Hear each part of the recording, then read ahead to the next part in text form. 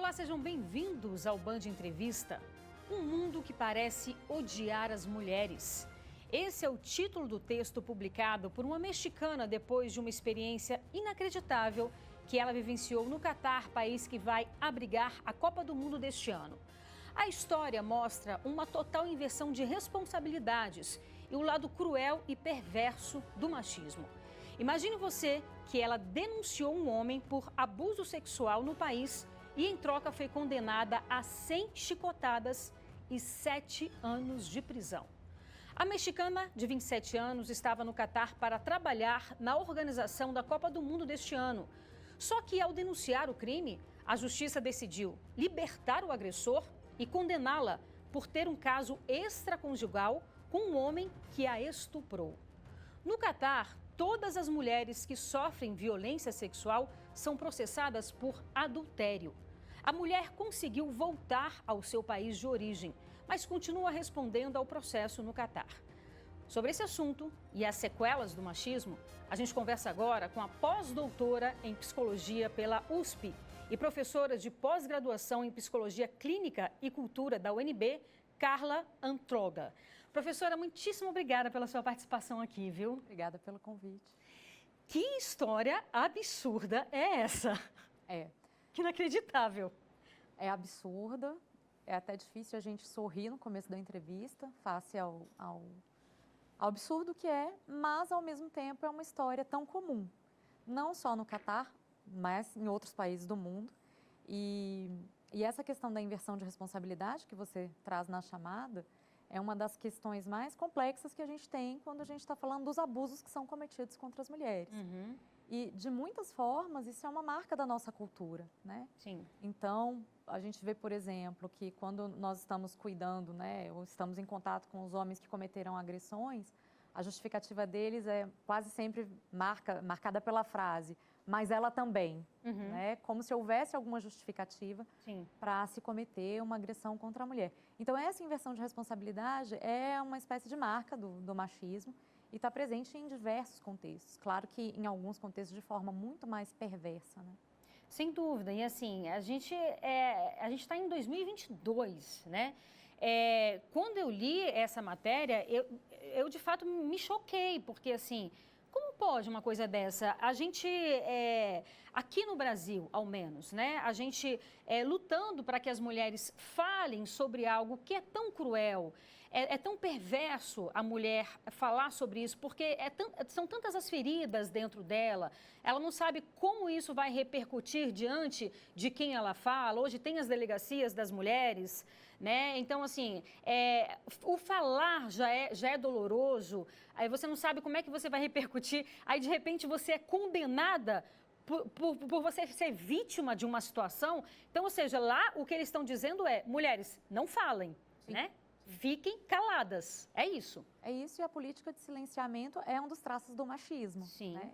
Então, quando nós não nomeamos, a coisa não existe. Portanto, silenciar as mulheres para que elas não falem daquilo que está acontecendo é uma estratégia excelente.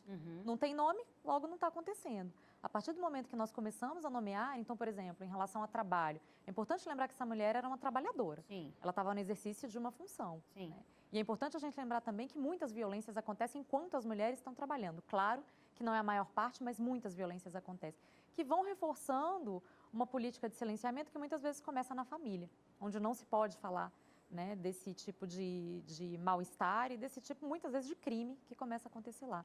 Então, essa mulher estava trabalhando, a inversão acontece porque aquilo que não é nomeado não existe, portanto, se nós não falamos sobre, fica uma impressão de que a coisa não existe, e para os homens realmente não existe mesmo, porque, né, não estou falando, não estou fazendo nada errado. Se isso não é nomeado como algo errado, o que eu estou fazendo pode continuar passando. E as mulheres vão se silenciando, muitas vezes, para se protegerem. E é verdade, olha o que acontece numa situação quando a mulher fala. Nós sabemos que nas situações em que está prescrito o acolhimento para a mulher, por exemplo, nas delegacias da mulher, muitas vezes esse acolhimento não é feito de uma forma adequada, porque existe um despreparo, existe um desconhecimento e existe uma banalização da violência contra a mulher. É quase como se fosse uma coisa autorizada na nossa cultura. Se nós pensarmos, estamos em 2022, mas até muito pouco tempo, na televisão, nos meios de comunicação, as piadas em relação à violência contra a mulher A piada que aparecia mesmo no meio de comunicação, me ocorrem aqui algumas, era algo que tudo bem acontecer, né? Havia um programa em que o homem gritava com a esposa o tempo inteiro, cala a boca, fulana. E se ria muito disso. E isso não faz muito tempo. Então, é verdade. Então, assim, a gente começa a falar disso de maneira mais própria agora, é algo que acontece há muito tempo e que sempre foi muito banalizado. A violência contra a identidade da mulher, a violência contra o corpo da mulher, a violência contra as ideias da mulher, contra o trabalho da mulher.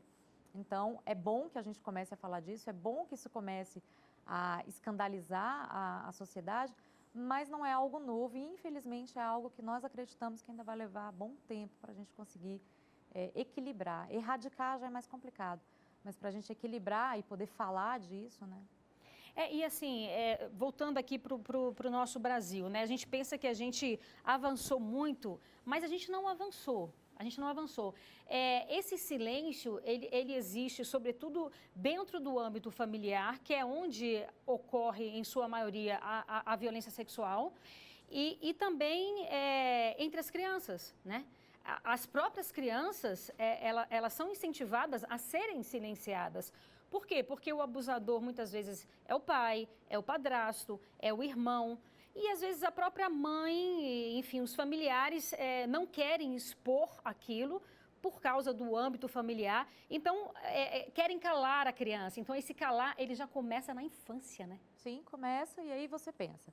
A maior parte das crianças que é abusada são meninas. Sim. A menina, na infância, é estimulada a ficar calada porque pode acabar com a família. Como se a família já não tivesse acabado quando uma coisa dessa está acontecendo.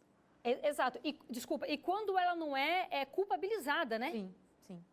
Então, e que também está no imaginário, né? Porque a gente vê até hoje as mães recomendarem a menina não andar de calcinha na frente do irmão, do pai. E o menino pode andar pelado o tanto que ele quiser. Pode. A gente diz que é uma sociedade falocêntrica, né? Centrada no falo, ou seja, o pênis aparecer sem problemas. A vulva, a vagina já é uma outra questão.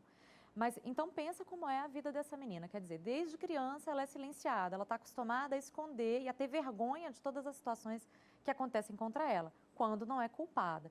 Isso vai levando marcas para a vida adulta, é óbvio, e essa mulher um dia vai ser uma trabalhadora. Sim. Então, quando ela vai trabalhar, e as violências, como eu já mencionei no trabalho, também são inúmeras, ela vai falar disso como, para quem e por quê. Né? Primeiro que ela não aprende a falar disso, é muito difícil, e quando a gente fala da dificuldade, quando nós estamos em contexto clínico, trabalhando com as mulheres, ensinar as mulheres reaprender a falar, porque de alguma forma a gente sabia, né? Você quis falar quando você sofreu uma violência a primeira vez, certamente seu primeiro ímpeto foi esse. Ou de alguma forma você quis se comunicar, mas isso, né, é silenciado. Então, ensinar essas mulheres, quando a gente está em contexto clínico, a falarem sobre elas, falarem do que viveram, é difícil até fazer a voz sair, literalmente. É difícil a mulher conseguir, não é só encontrar as palavras, é conseguir falar de qualquer forma sobre a violência que sofre. Maravilha. Agora a gente faz um breve intervalo, é rapidinho. A gente volta daqui a pouco. Eu te espero.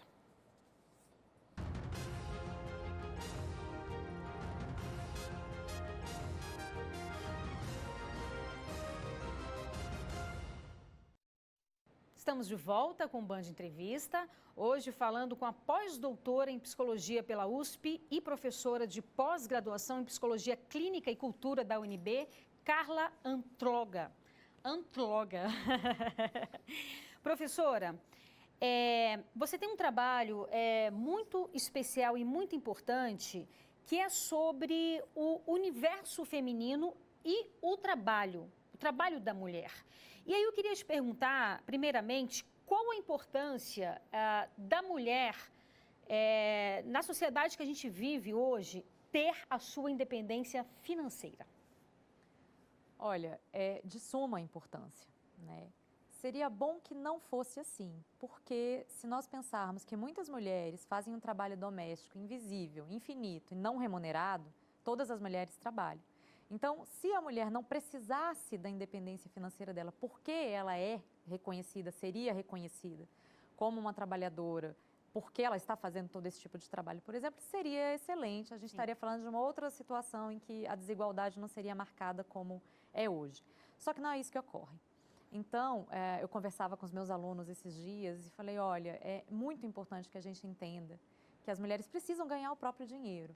Ah, não deveria ser assim, o trabalho doméstico tem valor. Eu sei que ele tem valor, só que ele não tem valor. Né? Ele tem valor, só que ele não é valorizado, não é que ele não tem valor, ele não é valorizado. É invisível mesmo, é exatamente isso. Ele é invisível porque ele está terceirizado sempre, ele está jogado no colo da mulher. Então, assim, o ideal seria que isso não fosse responsabilidade da mulher e que todos os membros de uma família, da casa, desde sempre, tivessem que compartilhar isso. Perfeito. Daí talvez isso tivesse valor. Como ele está invisibilizado, colocado no colo de uma mulher que pode assumir aquilo dizendo que é por amor, pode até ser também, mas não significa que ela não tenha que ser reconhecida por. E no caso, a gente sabe que não é. Muitas vezes a gente vê os casos de maridos que dizem, não, minha mulher é maravilhosa, ela cuida de tudo, mas na hora, por exemplo, de tomar a decisão financeira, ela vai participar muito pouco.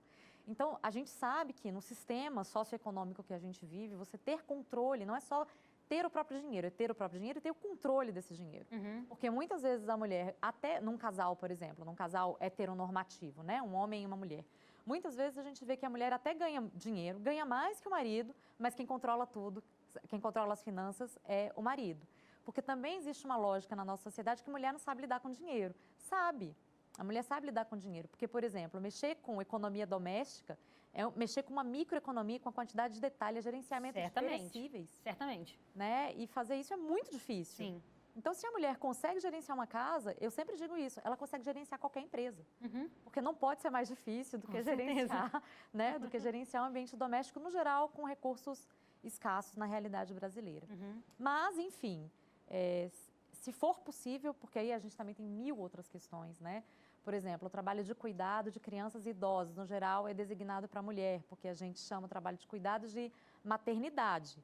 E, na verdade, não é. O trabalho de cuidado pode ser feito por muitas pessoas. A distorção já está no próprio nome, né? Sim, então, assim, muitas mulheres gostariam, mas elas não podem fazê-lo. Por exemplo, mulheres que estão em situação de parentalidade atípica, que são mães de crianças com deficiência, crianças que requerem cuidados especiais. É para ela que é destinado esse cuidado.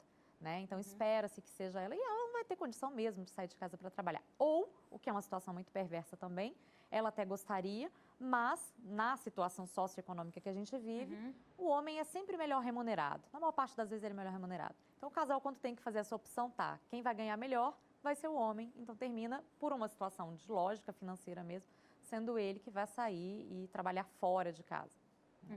E a gente percebe também, professora, que existem certas relações abusivas, onde muitas vezes a mulher ou demora a sair, ou tem dificuldade para sair dessa relação, exatamente pela dependência financeira também, né? Sim, exatamente, pela dependência financeira, que muitas vezes já é construída como parte do processo de abuso. Exato. Então, o abuso já começa na desconstrução da identidade dessa mulher como trabalhadora, narrando que ela é incapaz, colocando em dúvida as possibilidades que ela tem de executar a sua função, né? Boicotando essa mulher. Sim. Então, assim... Num discurso, eu nem sei se é romântico ou não, pode deixar que eu faço para você, pode deixar que eu trabalho para você, pode deixar que eu trago, né, a renda para casa para você. E você está destruindo, né, parte da mulher, de autonomia, de tudo, né? Porque a gente diz, nas pesquisas que eu faço, né, a gente sempre diz que o trabalho é subjetivante, a gente se torna quem é, grande parte em função do trabalho que faz. Certamente. Então, quando você tira a possibilidade de identidade profissional dessa mulher, mas ser dona de casa é um trabalho. Claro que é um trabalho, mas não é uma identidade profissional. Né? A mulher não vai receber e ser reconhecida mundo afora por isso. Não estou dizendo que a casa não tem que ser cuidada, gente. Só estou dizendo que isso tem que ser feito por todos, né? Para que não sobrecarregue uma pessoa só. E tem uma outra parte muito importante do trabalhar fora, e que também muitas vezes é minada nas relações abusivas, que é a questão do reconhecimento. Porque, veja, se a mulher está numa relação abusiva, no geral, ela é tratada como uma propriedade privada daquele homem com quem ela está se relacionando. Perfeito. Se ela é uma propriedade privada, eu não vou querer que as outras pessoas reconheçam quem ela é, porque senão ela vai deixar de ser minha de muitas formas. Então, minar o trabalho é minar, em grande parte, o reconhecimento que essa mulher pode receber da sociedade, dos colegas, enfim, de outros meios que não sejam só desse parceiro com quem ela se relaciona. Então, a gente está falando de coisas que muitas vezes são subjetivas e que as mulheres não percebem no primeiro momento na relação, né? E que é muito importante esse alerta para as mulheres. Porque todas nós, mulheres e homens, têm capacidades incríveis, né? E muitas vezes você começa uma relação achando que você abrindo mão do seu espaço, seja ele qual for, para aquela relação, para fazer com que aquela relação dê certo, esse não é o melhor caminho para a relação, em hipótese alguma. Não é, certamente não é. E eu sei que existe uma visão romântica e sei que muitas mulheres inclusive, vão discordar de mim. Porque a gente tem uma construção que amar é abrir mão de quem você é, que amar é se doar, né? Temos toda uma indústria cinematográfica com que a gente chama hoje de tecnologia de gênero, toda uma indústria cinematográfica e de novelas e tal, narrando isso, né? Eu amo na medida em que eu me arrebento por esse amor. Se eu não estou disposta a me arrebentar, então isso não é amor, é outra coisa. E, na verdade, não, né? Não. Na verdade, quando você entra nesse processo de sofrimento, de abrir mão de quem você é, de perder sua identidade, suas relações, isso é muito crítico. E aí a gente fala muito, só para fazer essa parte aqui, a gente fala muito das mulheres que abandonam o trabalho. É importante a gente falar também das mulheres que são exploradas em seu trabalho dentro das relações abusivas, porque isso também não é incomum, né? Então, são mulheres que são grandes trabalhadoras e que, infelizmente, entram em espaços em que os homens vão drenar seus recursos financeiros, enfim. É verdade. Vamos falar sobre isso no próximo bloco também. Agora a gente faz mais um breve intervalo e volta daqui a pouco. Não sai daí, a gente te espera.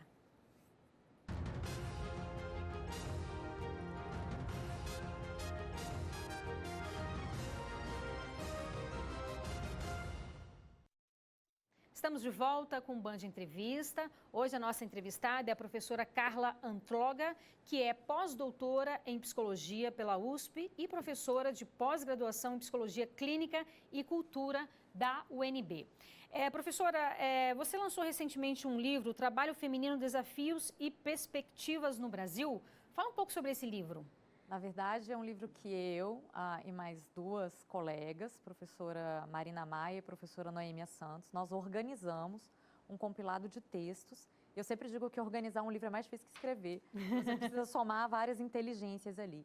Então, tem pesquisadoras e pesquisadores do país inteiro, nas áreas de sociologia, administração, economia, direito e psicologia, que realizaram pesquisas diversas e contribuíram com capítulos para esse livro. Tem capítulos meus também, com alunos de graduação, mas enfim, a gente tentou trazer o que no momento é mais de ponta, mais de vanguarda, no que se refere aos desafios do trabalho feminino e às perspectivas, que a gente tem que pensar nisso também. E a pandemia, obviamente que a pandemia, enfim, ela prejudicou, né, trouxe aí mudanças para todas as perspectivas, todos os universos, mas falando exclusivamente sobre o trabalho feminino, em que a pandemia afetou? Nossa, muito, né? Porque as pessoas dizem, por um lado o trabalho doméstico apareceu e todo mundo entendeu o que tinha que fazer. Tá, mas muitas coisas não apareceram, né? Por exemplo, essa sobrecarga invisível das mães que têm filhos que estavam em homeschooling, em ensino remoto, e que, ao mesmo tempo que estavam trabalhando, estavam tendo que dar conta dos filhos. Pensa numa criança que estava em idade de alfabetização. Ela não tem condição de aprender a escrever sozinha. A professora está lá, segurando na mão, fazendo esse trabalho de acompanhamento. As mães tiveram que fazer isso. Nós temos inúmeros casos de mulheres que tiveram que reduzir sua carga de trabalho, então optar por trabalho parcial, o que é um prejuízo muitas vezes, porque ela não fez isso porque ela quis, ela fez isso porque foi obrigada. Muitas mulheres abandonaram seus empregos, porque quem vai cuidar das crianças, quem vai cuidar dos idosos, principalmente na primeira fase da pandemia. Mas mais do que isso, a gente vê um número muito elevado, maior do que entre os homens, de acometimento de burnout. As mulheres foram acometidas de burnout. Burnout é uma síndrome de esgotamento psíquico relacionada ao trabalho, esgotamento físico e psíquico relacionado ao trabalho. É quando a mulher declara, ou às vezes ela nem percebe, mas ela está sem condições de lidar com as demandas que vêm. E aí é bom a gente dizer o que é trabalho. Cuidar é trabalho, ser mãe é trabalho. Então ela está sem condições psíquicas de lidar, inclusive com cuidado com os filhos e com cuidado com a casa, e com tudo, né? Isso é muito interessante, a questão do burnout, porque ele afeta principalmente quem gosta do que faz. Sim, sim. Né? E aí, você mais do que ninguém, obviamente que os especialistas estão aí para nos ajudar, mas é importante o autoconhecimento e você ter essa autopercepção de verificar até onde você está indo mais do que você deveria, né? Porque o trabalho é uma área essencial na nossa vida, sem dúvida nenhuma, mas não é a única, né, professora? Não, não é. E aí, assim, é importante a gente ter esse autoconhecimento, mas é importante também a gente entender que existe todo um mecanismo quase de sequestro da gente para o trabalho, né? Então, se cuidar do filho é amor, eu sou uma boa mãe na medida em que eu cuido mais e talvez cuide sozinha. Uhum. Se você é um excelente profissional, você não vai se incomodar de passar um pouquinho a mais do seu tempo de trabalho e de se dedicar um pouquinho a mais para aquele projeto ficar perfeito. Então, para além do autocuidado, é importante a gente prestar muita atenção na narrativa que existe, né? Sobre o que é ser excelente profissional, sobre o que é ser uma excelente mãe, uma excelente esposa, enfim. E hoje, assim, com essa... O mundo está discutindo isso, né? A questão do neoliberalismo, enfim. É interessante para as grandes empresas, né? Que a gente trabalhe cada vez mais, que a gente se supere cada vez mais, que a gente dê o melhor da gente. Mas, ao mesmo tempo, por um outro lado, as pessoas estão sim adoecendo, estão sim apresentando atestado médico, se afastando do trabalho por inúmeras doenças e a sociedade não está discutindo isso como deveria discutir, né? Ou seja, é super importante, ninguém está dizendo de você não dar o melhor do seu trabalho. Claro, vamos dar o melhor do nosso trabalho, mas a gente precisa pensar, e eu aprendo isso com você porque ela é minha professora também, tá, gente? A gente precisa pensar também que nós, enquanto seres humanos, precisamos de várias outras questões na nossa vida, né? E que o trabalho, ele precisa ocupar o papel dele, que é extremamente importante, mas ele não é o único. Quer dizer, a gente precisa olhar sobre várias outras perspectivas, né? E a sociedade precisa pensar nisso como um todo. Precisa começar a pensar, inclusive, o tempo de trabalho, né? Porque a gente tem um dia de 24 horas, vamos dividi-lo em 3 partes. 8 horas você deveria estar dormindo, não está, porque a gente sabe que ninguém dorme mais 8 horas hoje em dia. Você tem outras 8 horas que você, no geral, está dedicado ao trabalho, mas também não são só 8 horas, porque a gente tem tempo de deslocamento, né? E as outras 8 horas que deveriam ser usadas para todo o restante da vida. Mas se a gente for parar para pensar, nessas 8 horas que sobram, a gente tem tanta coisa para fazer e, no geral, muita coisa para fazer do trabalho também. Sim. Porque eu costumo dizer que, atualmente, a gente sai do trabalho, mas o trabalho não sai da gente, né?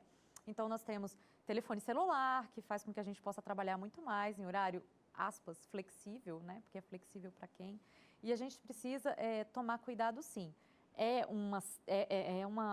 uma outra epidemia que a gente tem de adoecimentos no trabalho. Creio que as organizações já têm, de alguma forma, começado a se atentar para isso, mas é importante a gente entender que quanto mais a gente trabalha, mais a gente vai ser valorizado, fim. E isso é muito perverso, né? Porque aí vem a outra história de dizer, não, você precisa ter autocuidado. Mas é muito ambíguo, né? Eu preciso ter autocuidado, mas ao mesmo tempo eu preciso me dedicar. Então, talvez, sobre esse ponto, as organizações precisam começar a olhar de alguma forma mais cuidadosa, mais honesta, mais transparente. Né? Então, hoje a gente tem algumas empresas, por exemplo, que resolvem que vão desligar a iluminação, por exemplo, do prédio depois das 19 horas. Ninguém mais pode ficar. Ninguém mais pode trabalhar, o sistema não funciona. Tá, mas aí o sistema não funciona no pós-expediente, até o sistema mesmo, o sistema que o trabalhador teria que entrar para fazer os processos dele, os trabalhos dele. Mas aí o que você cria? Um processo de intensificação brutal no dia seguinte, porque você não reduziu a meta. Né? Então, a gente precisa começar a discutir a distribuição do trabalho no tempo. Discutir o tempo de trabalho. Perfeito. Só para finalizar, onde que as pessoas podem encontrar o seu livro, Trabalho Feminino, Desafios e Perspectivas no Brasil? O livro está no site da editora Apris, está disponível nos principais sites de livraria. Ficamos felizes em saber que ele se esgotou na Amazon, então não sei que bom. se as pessoas vão conseguir comprar lá, mas no site da editora Apris ele está disponível e no site das principais livrarias também. Maravilha. Muitíssimo obrigada pela sua participação. Eu amei bater esse papo com você. Obrigada a você. Maravilha. O Band Entrevista fica por aqui. Muito obrigada pela sua companhia.